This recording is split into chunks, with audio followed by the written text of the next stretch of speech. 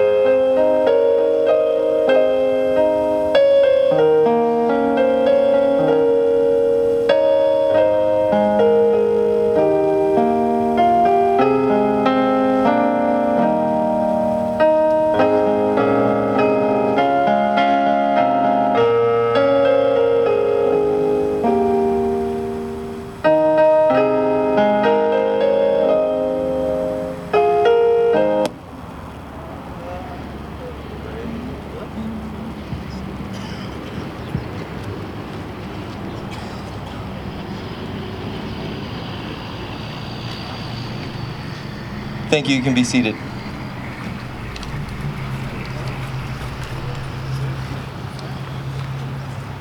So part of what I'd like to do just briefly before we get into kind of the main program is recognize the men and women that have helped be a part of this, which would be our board. And so I'm going to call you guys by name. if you could stand, if you're not already standing, maybe give a wave. They may be scattered around as well. And some were unable to attend as well, I believe. But introducing myself, I'm Robert Miller, the president of our organization. We have Joel Brookmeyer, our executive director. Matt Bagnall, our treasurer. Donna Statham, our secretary. Whoa, you there? All right. I have Tom Bagnall, who's present with us as our past president. John Bagnall. As you can see, the Bagnall family is very committed to our cause. Nancy Fassbender, who's actually the author of our My Fallen Hero book. Bob Souza. Palmer Miller, who was not able to attend. He's out of town. Dale Schoneberger. Frank Reyes, who's one of our founding members. And Tom Ramsdale. So I'd like to thank all of those who have helped make this happen.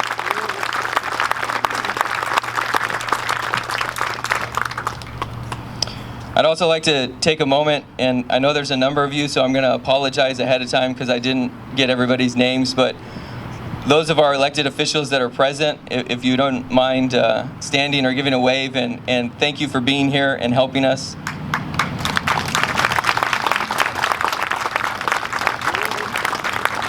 Many of them have had a hand in helping bring this all to, and so we appreciate their support. So just to give you a quick overview, for those of you that don't know, the Pinal County Veterans Memorial Foundation started as an idea in 2009. We were officially founded in 2010. And the goal of Frank Reyes and Tom McCarville, who has since passed, was to remember the men and women from Pinal County that never got to come home. It was their goal to create a place in our community to remember, to honor, and to never forget the ultimate sacrifice that they gave for the freedoms that we have. So I thank all of you for being here to help us bring that to fruition, and all that have helped make this along the way. I'd like to bring up our first speaker, Randy Davis, who's with the Right for the Warrior. They've been a longtime supporter of our organization, and we appreciate all that they've done to help continue to build for all veterans organizations in our community. Randy?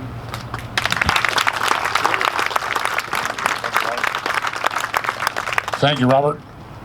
And happy Veterans Day to all you veterans out there. Good morning. We're honored to be here today for this groundbreaking. We've been committed for our 8th year now of raising funds for this great cause, and we look forward to continue doing this in the near future and getting you guys up and going. So we thank you, and we look forward for your support. And again, thank you for all your hard work and your organization. Thank you.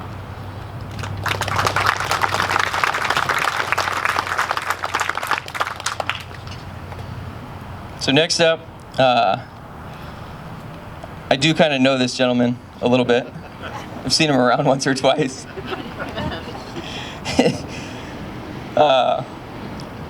I'd like to introduce a man that has taught me a lot growing up, and his service to our community and his continued service to help improve our county as well.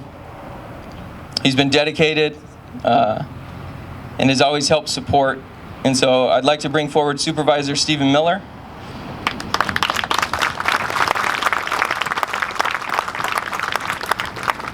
Thank you. See, I'm gonna make some space here. We'll stay on. I'm old school here. I've got to get my notes out. Good morning, everyone. First, I want to thank everyone for being here this morning. I especially want to thank the men and women that have served our country as veterans and are continue to serve. This project has taken close to 10 years to get off the ground. And I know that they've been talking about it, and they've come to me with different ideas and thoughts on how to raise funds. And this is really a momentous day to be able to call it a groundbreaking. This is going to be an opportunity for us to honor the men and women that have fallen in this defending this country. 174 names will be put on this memorial to start with, and it's sad to say there will be others added in the future, I'm sure. This memorial will allow us not to forget those individuals that have paid the ultimate sacrifice. This will provide a beautiful place to be able to sit down and memorialize what this country is about. You know that there's been almost 42 million men and women serving as in our military since the Revolutionary War. It's a lot of people. There's 19 million still surviving.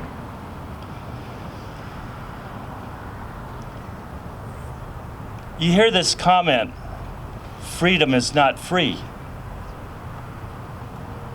What would you pay for your freedom? We're going to honor 174 individuals, men and women, that paid the ultimate price.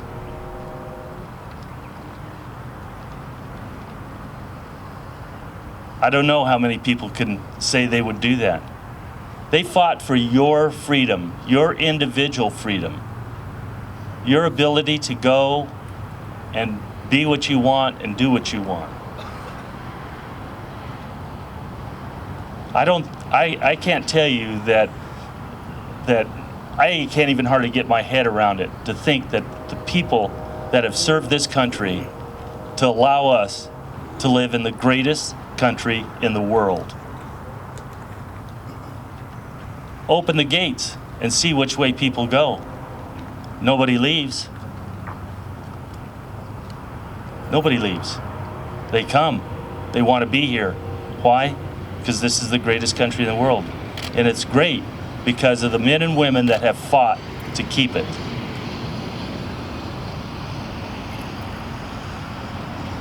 I don't know how many of you were able to attend the Vietnam Memorial that we brought to Pinal County.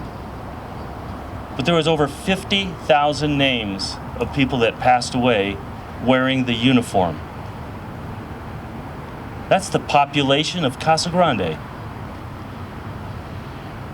That's a lot of people. Some of it did it willingly, and some of them probably didn't do it willingly, but they paid that ultimate price, again, trying to defend our freedom.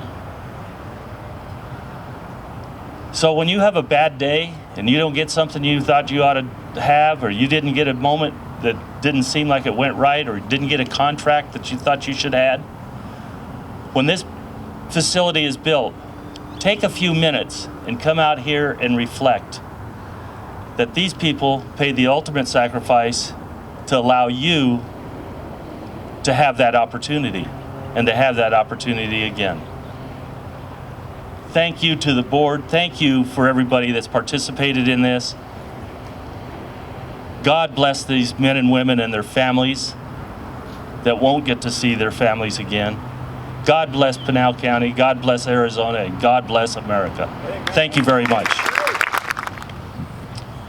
All right, so I got the opportunity to meet this person the other day.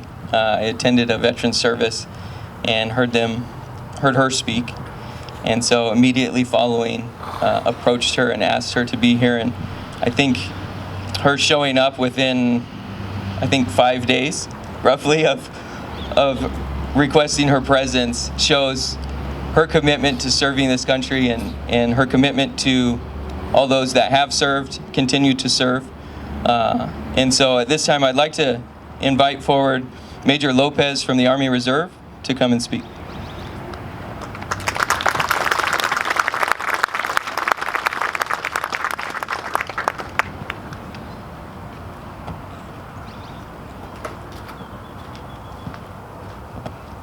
Thank you, Robert. And I also want to thank the Pinal County Veterans Memorial Foundation for allowing me to be here. Thank you this morning. Mr. Miller, thank you for allowing me to attend. It's an honor to be here, and I thank everyone for taking their time out of this beautiful day here in Arizona to come and join us on this momentous occasion.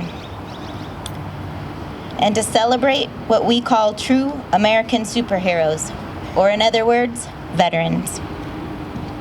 But before I begin, I'd like to ask all the veterans here today to please either stand or raise your hand to be recognized. Come on, don't be shy. Raise your hand, stand up. There you go.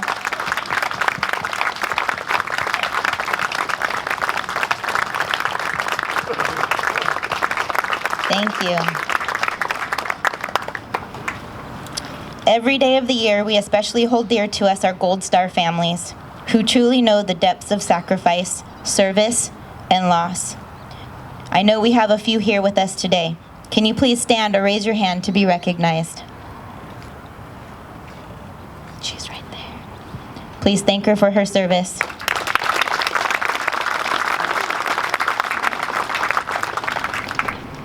As a veteran and as a spouse, I understand both sides of that coin. And honestly, I believe that it's a little bit more difficult to love and support a veteran than it is actually to be one. So at this time, I'd like to thank our mothers and fathers who tearfully sent their babies off to war, the husbands and wives who have waited tirelessly for their loved ones to return home. If you are a spouse or a parent of a veteran, please stand or raise your hand to be recognized.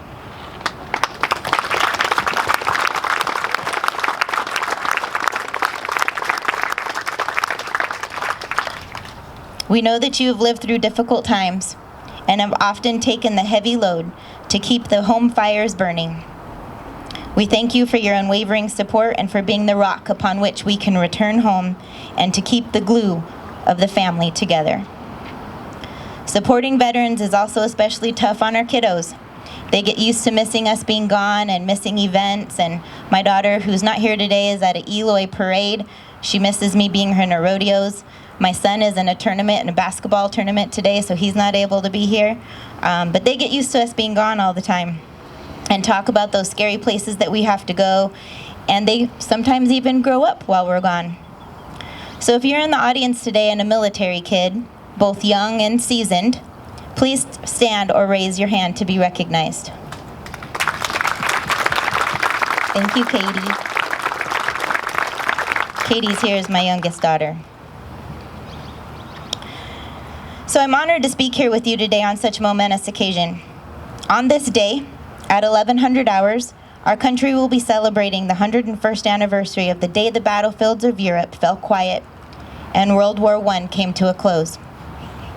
As proud of that victory as we are, we don't mark this day each year as a celebration of victory.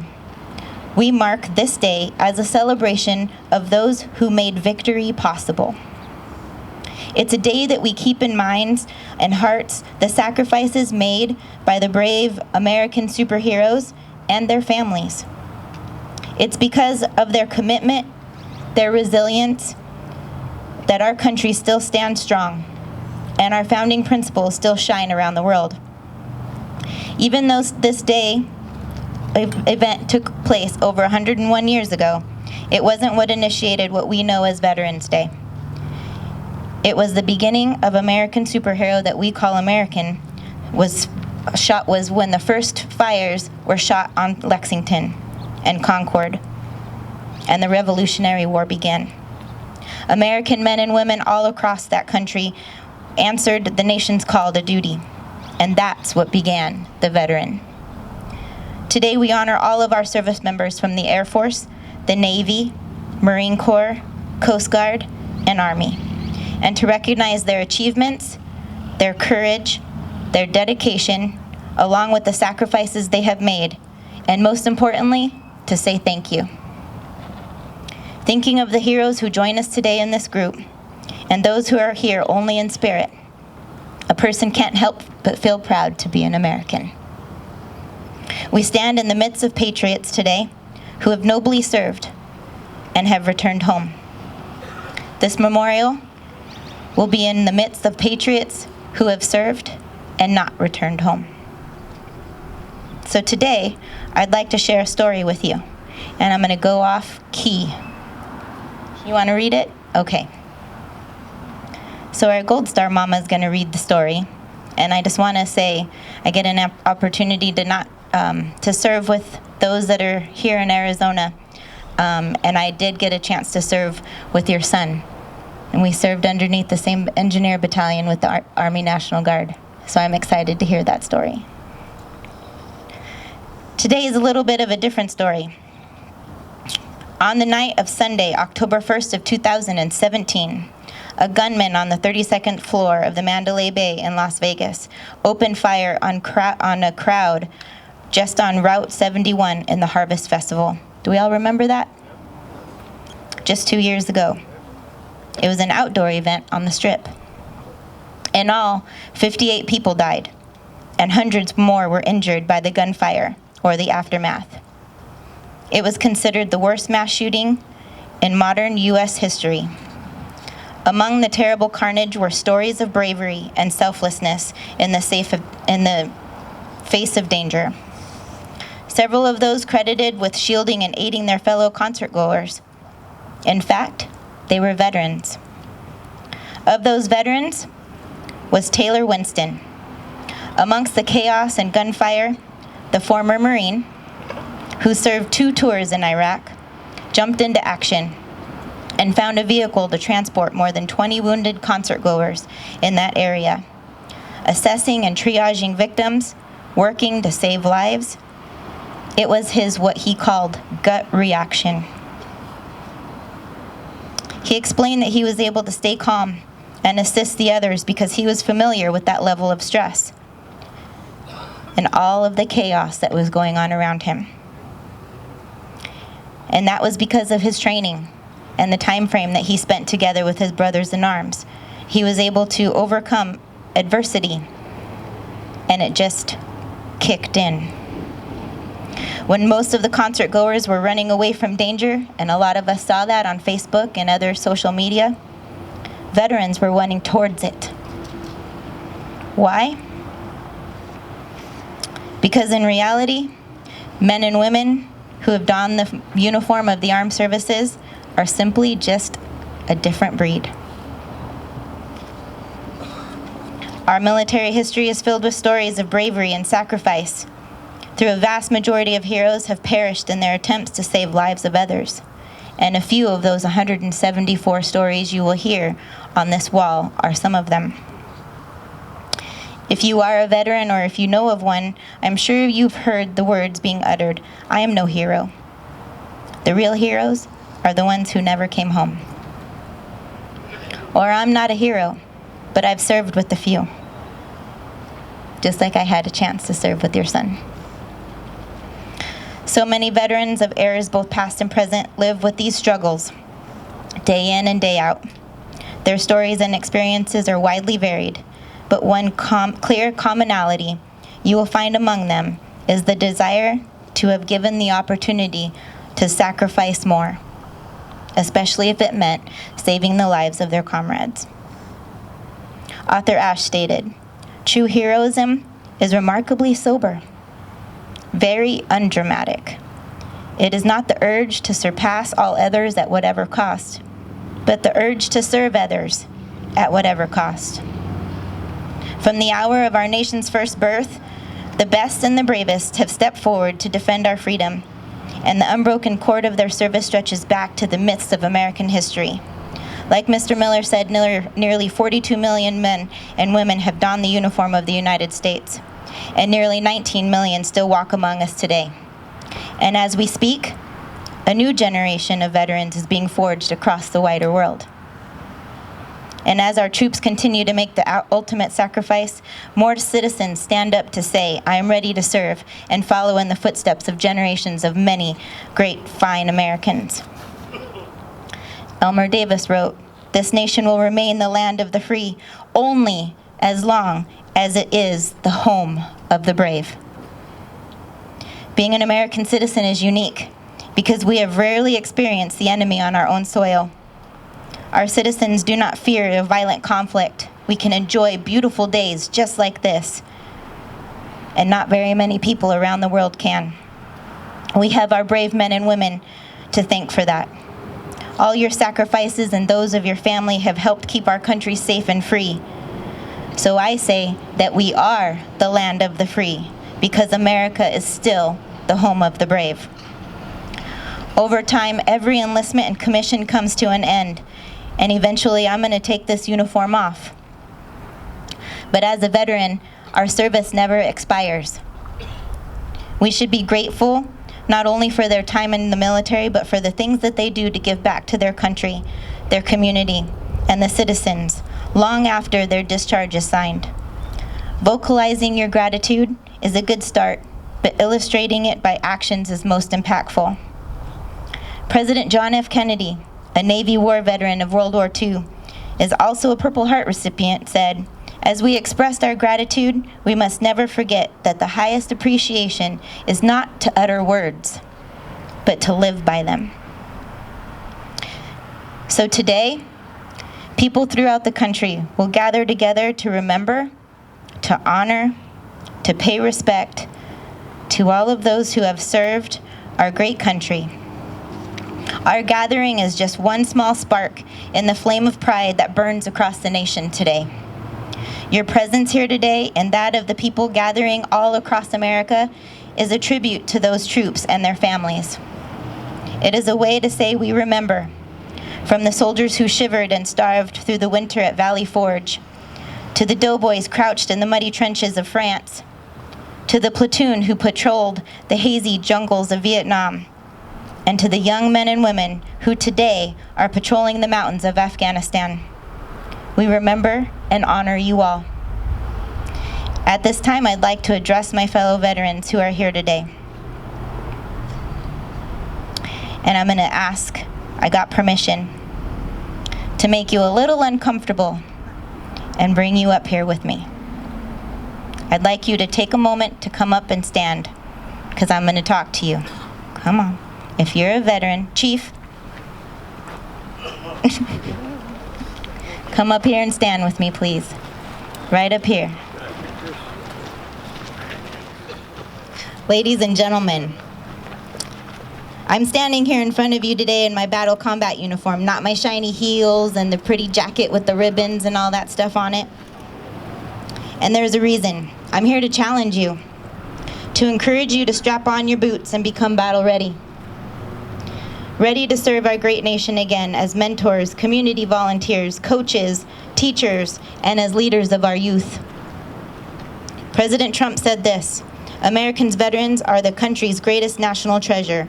He said that you are the best role models for our youngest citizens, a constant reminder of all that is good, decent, and brave. Comrades, I look around today and I see within our county that there are so many youngsters that need your assistance and want a role model just like you. Vice President Pence said this: you stepped forward, you counted your lives more important than ours. And we thank you every day for all who have served and continue to serve this grateful nation. For as long as we have men and women with the courage to serve and step forward in your footsteps and stand on freedom's ramparts, for as long as we have heroes willing, as you did, to put our lives on the line for us and our freedoms, as long as we have patriots like you, we will continue to protect this nation, we will continue to defend our freedom, and we will forge a future of security, prosperity, and peace for ourselves and generations to come. Veterans, there are generations out there that need your help. Most importantly, today I want to say thank you. As you answered when the country called to defend the freedoms we've enjoyed each and every day, you have made our armed forces the most respected in the world, and I am grateful for that. Remember who you are, where you came from, and what your past has taught you, and how much you have still to share with others. Remember that you are a warrior, a leader of still today, not yesterday, and never forget what we are. We are fighters. We don't give up. We don't stress over the little things because we are used to the big stressors. We carry inside us the unbeatable, unbreakable spirit that will not let life beat us.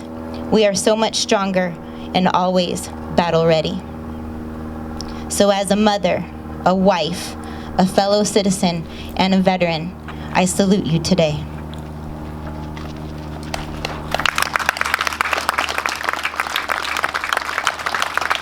Stay up here. Don't go nowhere. As I close, let me say again how deeply humbling it is for me to stand before so many heroes. For you see, not only am I a veteran, but I'm also a granddaughter of a veteran soldier, a daughter of 2 veteran airmen, and a proud wife of a wounded warrior. So thank you, Board, Mr. Miller, and all the elected officials for allowing me to be here today in honoring the men and women who have served this great nation that I call American superheroes, our veterans. May God bless you and your families.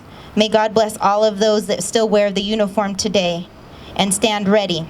May God bless this county, this city, and the state of Arizona, and the United States of America. Thank you. Thank you again, veterans. And I would ask if able and willing, to please stay here in support of our next speaker.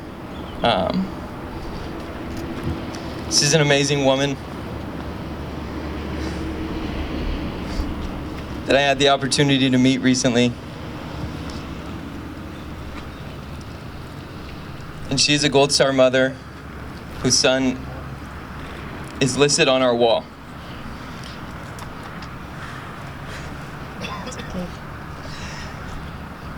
You cry. You cry. So I'd like to thank her for her bravery, for her willingness to be here to help us on this great occasion. Sharon Jones, thank you for all that you've given.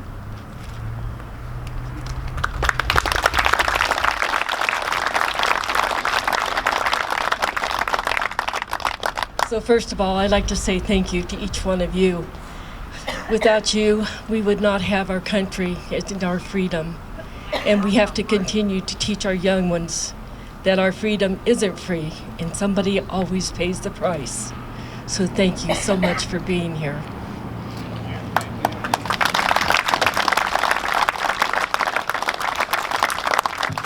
I'd like to tell you about my son. Daryl grew up in Tucson, Arizona. He moved to Florence in 1993, where he worked as a Department Correction Officer with Florence Prison. He served as a deacon and a youth leader at the Florence Baptist Church. He enjoyed helping the community and also did home repairs and improvements for the Mandela Associates. One year, he took a 2-week vacation and remodeled the Baptist Church in Florence. His pastor said that Daryl had a talent for a variety of tasks. He could do auto mechanics, carpentry, and just about anything. On February 24th, 1987, Daryl enlisted within Arizona Army National Guard and was trained as a 13B Canyon crew member. In the fall of 2006, Daryl put in a request to retire from the Army National Guard, was denied. He was with the Battery 280th FA in Phoenix, Arizona, and in August of 2006 was transferred to the 259th Engineer Sector Force, shortly before his unit was called up. After training at Camp Shelby, Mississippi, the unit was deployed to Iraq. On March 4th, 2007, he was serving as the lead vehicle commander for a 27-vehicle combat logistic patrol in Beijing, Iraq. The mission was to transport contractors to work site. His vehicle was hit by an improv explosive device and he was killed. Staff Sergeant Casa had put in 20 years of the service with the National Guard, and he got that 20 years 1 week before he was killed. Daryl had his wife, Lori, and had been married for almost 25 years. He is survived by 3 children and 2 grandchildren, which now is 8 grandchildren. Daryl is buried at Evergreen Memorial Park in Tucson, Arizona. And even though he is buried in Tucson, he considered Pinal County his base home. And I find that it's hard sometimes to talk about Daryl, but I'm very, very proud of what he did. As a correction officer, he was in a very high security unit over there at Unit 6. In 1 year to the day of his death, the prison named that unit from Unit 6 to CB Casa, which is his last name. They also put that up on the wall of that unit, which can be seen from outside. So if you're ever over there, you'll know where Daryl was at. I have met a lot of the guys that were with Daryl over there in Iraq, and they said they didn't know what they were going to do without him, because he was always available to either work on their vehicle, help build the medic building, or he was doing Bible studies with his unit at night. And the only thing I asked of them was, I said, when did he sleep? And they said, well, I'm not sure that he did, because if you needed something, he always seemed to be there. He knew that you needed him. And even the chaplain said, ask the guys, why are you going to him? You're supposed to be coming to me. And they said, well, he knows us, you don't. So he did a lot of good. I wished I had him back, but I'm very proud of what he did to serve our country and to keep our freedom as it is. So I appreciate everybody being here today, and I look forward to the day of seeing Daryl's name on this wall. And as we continue to honor our veterans, just remember there's a very few days that we ask people to actually stand for our veterans, and one of them is coming up for Wreaths Across America, which I am the location leader for Evergreen Cemetery in Tucson, where Daryl is buried. And we need your support, and we love to see people come out and help us lay the wreaths on the veteran graves.